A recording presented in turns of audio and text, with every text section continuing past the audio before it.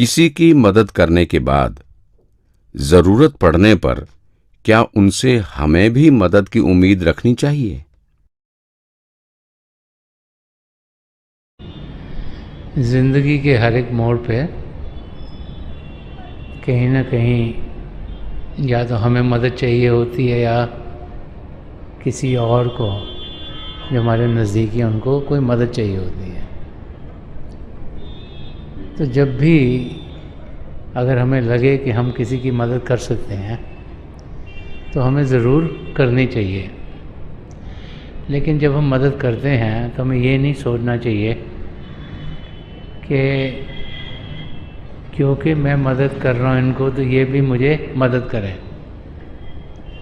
जिसे निष्काम सेवा भाव कहा गया है, इसका मतलब ये है कि हम किसी की मदद करते हैं क्योंकि इसमें उनकी बेहतरी है, उनका कोई दुख दर्द दूर होगा और उसका फल खुद ब खुद हमें मिलता है। लेकिन अगर हम ये सोचें कि हम किसी की मदद कर रहे हैं क्योंकि हमारे को उनकी मदद मिलेगी,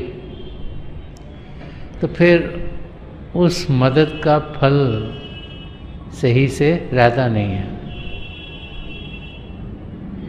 प्रभु ने अगर हमें कुछ दिया है, अच्छा शरीर हो, अच्छे ओहदे पे हम लगे हुए हों, हमारी फाइनेंशियल स्टेट अच्छी हो, तो फिर औरों को जब भी मौका मिले मदद करने का हमें करनी चाहिए। और जब हम उस स्थिति में पहुंचते हैं कि हमें किसी से मदद चाहिए, तो वो भाई बहन जिनका पूरा विश्वास पिता परमेश्वर में होता है, उन्हें ये यकीन होना चाहिए कि मदद खुद ब खुद उनकी ज़िंदगी में ज़रूर आएगी। जो चीज़ उनके लिए बेहतर है वो उनकी ज़िंदगी में ज़रूर ढलेगी। और ये सोचना कि मैं मुश्किल में हूँ और मेरी और मदद करें, उसकी बजाय हमारे अंदर से भाव ऐसे निकलने चाहिए कि हे प्रभु, आपका जो भी भाना है वो मेरे लिए सही है, कि तेरा भाना मीठा लागे। कि हम जिस हाल में हैं प्रभु को मालूम है कि वो क्या है और वही हाल हमारे लिए बेहतर है। और जब हम सोचते हैं मुझे यहाँ से मदद मिले, मुझे वहाँ से मदद मिले, और जब मिलती नहीं तो फिर इंसान के अंदर दुख दर्द और बढ़ना शुरू हो जाता है। तो हमें ज़िंदगी ऐसी जीनी चाहिए जिसमें जो प्रभु की देने हैं हमारे ऊपर, उनको हम औरों के लिए भी इस्तेमाल करें, और जो मदद हमें चाहिए वो प्रभु हमें ज़रूर देते हैं। और इस करके मदद कहीं और से सोचनी नहीं चाहिए हमें। ध्यान अभ्यास में बैठने से कई बार शरीर हिलता हुआ महसूस क्यों होता है? जब हम भजन अभ्यास करते हैं तो हमने अपने शरीर को शांत करना और मन को शांत करना है। और जब हमारा शरीर शांत होता है, मन शांत होता है, तो फिर हम जो अंदर के नज़ारे हैं उनका अनुभव करते हैं ज्योति और श्रुति के ज़रिए। अब कई बार क्या होता है कि जो हमारा शरीर है वो पाक नहीं, वो अभी पूरे तरीके से पवित्र नहीं हुआ। जो सद्गुण हैं जो हमें ज़िंदगी में ढालने, हमने पूरी तरीके से ढाले नहीं। तो जब वो ताकत जो हमारे अंदर प्रभु की चल रही है, जब वो ज्योति और श्रुति का हम अपने अंदर अनुभव करते हैं, तो अगर हमारा शरीर कमज़ोर हो, कमज़ोर शारीरिक रूप से नहीं लेकिन जो हमने किया है उस रूप से, कि हमारा शरीर जितनी ताकत हमें आ रही है उसको अनुभव नहीं कर पा रहा, उसको संभाल नहीं पा रहा, तो शरीर हिलना शुरू हो जाता है। तो जब भी किसी का शरीर हिलता है तो फिर उन्हें अपनी ओर ध्यान देना चाहिए और अपनी ज़िंदगी को सुधारना चाहिए। जो सद्गुण हैं, सच्चाई से जीना, नम्रता से जीना, प्रेम से जीना, अहिंसा का रास्ता अपनाना, निष्काम सेवा भाव से जीना, प्यार से जीना, करुणा से जीना, इस ओर हमें ध्यान देना चाहिए कि क्या कमियां हमारी ज़िंदगी में हैं कि ये सद्गुण हमारे अंदर भरे नहीं हुए।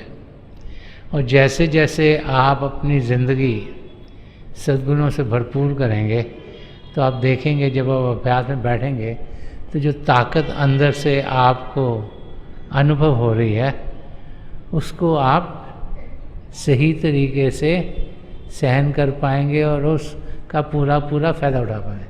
क्योंकि जब इंसान का शरीर हिलना शुरू हो जाता है तो उसका ध्यान टूट जाता है और जो कुछ हम अनुभव कर सकते थे वो हम कर नहीं पाते।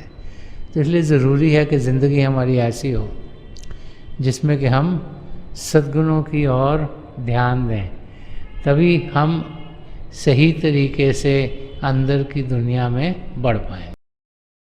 किसी बच्चे को एडॉप्ट करने से कर्मों पर क्या प्रभाव पड़ता है? हर एक जीव जब इस धरती पर आता है तो अपने कर्म लेके आता है। जब हम बच्चे को गोद में लेते हैं तो जो उसके कर्म हैं जो वो लेके आया है वो उसके साथ ही रहते हैं। ये ज़रूर है कि हमारे पालन पोषण से अगर हम घर में एटमॉस्फेयर प्यार का रखेंगे, आध्यात्मिक रखेंगे, सद्गुणों से खुद जिएंगे तो बच्चे पर उसका असर ज़रूर होता है। तो जो क्रियामान कर्म है, जो 25% हमारी फ्री विल है, जो हम रोज़ाना करते हैं उसमें फ़र्क आ सकता है। लेकिन जो हमारे संचित कर्म है या प्रलब्ध कर्म है उनमें कोई फ़र्क नहीं आएगा। माहौल का असर हर एक पर होता है। तो घर में माहौल कैसा है उसका असर ज़रूर होता है। अगर पति पत्नी बड़े प्यार से रहते हैं, खुद भजन सिमरन करते हैं और उनकी अपनी आदतें अच्छी हैं तो बच्चों पर उसका असर अच्छा पड़ता है। अगर वो आपस में लड़ाई झगड़ा करते हैं और तू मैं चल रही है और हर वक्त टेंशन घर में होगी तो उसका भी असर बच्चों पर होता है। तो वो जो क्रियामान कर्म हैं जो कि हम रोज़ाना करते हैं उसमें उसका कुछ असर हो सकता है, लेकिन जिन कर्मों से हम आए हैं वो कभी बदलते नहीं, वो हमारे साथ हर समय वैसे के वैसे ही रहते। सतगुरु के शारीरिक रूप से दर्शन करने के बाद अंतर में नूरी स्वरूप के दर्शन करने का क्या महत्व है? जब हम ऐसे अवस्था में होते हैं जहाँ अपने सतगुरु के हमें भारी रूप से दर्शन हो रहे हों तो वो समय तो हमारे लिए बहुत अच्छा समय है। वैसे मौके बहुत सी बारी आते नहीं, आते भी हैं तो चंद घंटों के लिए होंगे और बहुत सी बार हो सकता है हम ऐसी जगह रहते हों जहाँ हमारे सतगुरु रहते हैं वहाँ से दूर हों। हो सकता है हम काम काज के लिए बाहर गए हों, हो सकता है हमारे सतगुरु उस जगह से कहीं गए हों। तो हर समय उनके बाहरी रूप के दर्शन हो नहीं पाते, 24 घंटे तो हम उनके साथ रह नहीं पाते हैं। तो इसलिए जब हम अभ्यास करते हैं तो चाहे हम कहीं भी हों, किसी भी हालत में हों, किसी भी देश में हों, कुछ भी कर रहे हों, अगर हम उस अवस्था तक पहुंच जाएं कि हम उनके नूरी स्वरूप तक अंदर पहुंच जाएंगे, उनके अंदर में दर्शन करेंगे तो फिर हमें कोई रुकावट नहीं है, फिर उनकी गाइडेंस हमें अंदर में मिलती रहेगी। इसीलिए बहुत जोर दिया गया कि हम भजन अभ्यास करें। जब भजन अभ्यास करते हैं तो ये ज़रूरी नहीं कि हम उसी जगह हों जहाँ हमारे सद्गुरु हैं या उनके आमने सामने हों। वैसे समय जबकि हम उन्हें शारीरिक रूप से नहीं देख पाते, जब हम भजन अभ्यास करते हैं तो हम उनके नूरी स्वरूप तक पहुंच सकते हैं। जब हम प्रैक्टिस करते हैं तो हम उस अवस्था में पहुंच जाते हैं। तो फिर जो हमारी आत्मा की रसाई अंदर के मंडलों में होनी है उसमें हमें गाइडेंस मिलती है। हमारे सद्गुरु फिर उनका जो नूरी स्वरूप है वो हमें अंदर की दुनिया में ले जाते हैं। इसीलिए जोर दिया गया कि हम अभ्यास करें और अपने सद्गुरु के नूरी स्वरूप तक पहुँचें। जो पहले हम रोशनियाँ देखते हैं, आसमान से तारे चंद्रमा देखते हैं, ये अंदर की रोशनी की रिफ्लेक्शंस हैं। तो जब हम उनके नूरी स्वरूप तक पहुँचे तभी सही मायने में हम अंदरूनी यात्रा पर जाने के लिए तैयार होते हैं। तो उनके अंदर में दर्शन करना बहुत ज़रूरी है, क्योंकि उसके ज़रिए ही हमारी रूह अंदर की ओर खिंचती चली जाएगी। ध्यान अभ्यास करने के लिए खुद को प्रेरित कैसे करें? बहुत सी बार जब हम भजन अभ्यास के लिए बैठने की कोशिश करते हैं तो हमें ऐसे लगता है कि कोई काम बहुत ज़रूरी है जो हमें करना है। जो हमारा मन है जो चाहता है कि हम दुनिया की ओर खिंचे रहें, वो किसी विचार के ज़रिए या किसी काम के ज़रिए हमें अभ्यास में बैठने से रोक देता है। जब ऐसे मौके ज़्यादा होने शुरू हो जाएं तो फिर हम अपना ध्यान टिका नहीं पाते। तो महापुरुष हमें समझाते कि हमें एक नियम बनाना चाहिए कि रोज़ाना हम इतने बजे उठ के अभ्यास करेंगे। जब उसका नियम बन जाएगा तो फिर हम बाकायदगी से फिर अभ्यास करना शुरू कर देंगे। जैसे कई भाई बहनों ने नियम बनाया है कि वो सुबह उठ के अपने दांत साफ करते हैं, ब्रश करते हैं। उनका नियम बना है, वो उठेंगे तो सबसे पहले वही काम करेंगे। क्यों नियम बनाया? क्योंकि जब से बचपन से बच्चा बड़ा होता है उसको समझ में आती है अगर मैं दांत साफ नहीं करूँगा मेरे मुंह से बदबू आएगी और दांत खराब होने का चांस है। इस करके हम लोग सब ब्रश करते हैं। ऐसे ही बहुत से भाई बहन हैं जो सुबह उठ के नहाते हैं, वो आदत बन जाती है। अगर आप नहाओगे नहीं तो आपको लगेगा दिन बेकार हो गया। तो ऐसे ही हमें भजन अभ्यास करने की आदत डालनी है। उसके लिए कुछ टाइम फिक्स करना चाहिए कि इस टाइम में हम अभ्यास करेंगे, और फिर आप देखोगे कि आपकी आदत खुद ब खुद बन जाएगी। फिर आपको कोई इनकरेजमेंट लेने की ज़रूरत नहीं, ये प्रैक्टिस के ज़रिए आता है। और जब तक हम अपने आप को फोर्स नहीं करते कि हमें ये करना है, ये ज़रूरी है, ये इम्पॉर्टेंट है, तब तक मन कुछ ना कुछ हमें ऐसी चीज़ें कराएगा जिससे कि हम अभ्यास कर नहीं पाएंगे। लगेगा ये काम बहुत ज़रूरी है, ये काम बहुत ज़रूरी है, ये काम बहुत ज़रूरी है, और दुनिया के काम तो कभी ख़त्म होते नहीं हैं। तो इसलिए ज़रूरी है कि हम बाकायदगी से एक अपना नियम बनाएं कि किस समय हम अभ्यास करेंगे। अगर एक से ज़्यादा बारी दिन में करना है तो किस किस समय पर करेंगे, और फिर उस पर हम पक्के रहें। अगर कोई काम आप 3-1 महीने तक पक्के तरीके से करोगे तो फिर आपको आदत पड़ जाएगी। तो इसलिए कोई नियम बनाना, फिर बाकायदगी से बैठना बहुत ज़रूरी है। और जब भी लगे कि मन हमें बैठने से रोक रहा है तो फिर हमें थोड़ा एफर्ट ज़्यादा डालना पड़ता है ताकि हम बैठ सकें, अभ्यास कर सकें, क्योंकि अभ्यास करके ही हम अपनी मंजिल की ओर बढ़ पाएँ।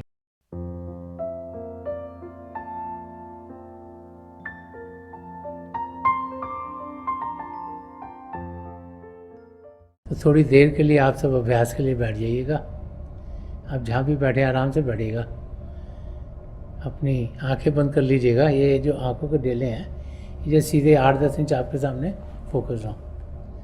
आंखें बंद करते ही वो भाई बहन जिन्हें नाम की देन मिली आप सिमरन कीजिएगा, और जो भाई बहन यहाँ नए हैं आप पिता परमेश्वर के किसी भी जाति नाम का जाप कीजिएगा। जाप मन ही मन करना, ऊंचा नहीं दोहराना। अगर आप ऊंचा करोगे, ज़बान से करोगे, कानों को सुनाई देगा, ध्यान बाहर की ओर जाएगा। आपके सामने अंधेरे में आपको रोशनी के चिन्ह मिलेंगे। जो कुछ दिखता है सब बीच में दिखेगा, और समय के साथ साथ आपको बहुत से नज़ारे दिखने को मिलेंगे। मेरे पिता परमेश्वर के चरण कमलों में, और जो पिछली सेंचुरी के महापुरुष हुए हैं, हजूर बाबा सावन सिंह जी महाराज, परम संत कृपाल सिंह जी महाराज और दयालपुर संत दर्शन सिंह जी महाराज, उनके चरण कमलों में यही प्रार्थना है कि जो जो हम सबके लिए बेहतर है महापुरुष में दें, हमें सबके साथ जोड़ें और हमारे भीतर प्रभु की ज्योत के हमें दर्शन करवाएं। थोड़ी देर में मैं आपको इस बैठक से उठाऊंगा, और मेरी शुभकामना आप सबके साथ है।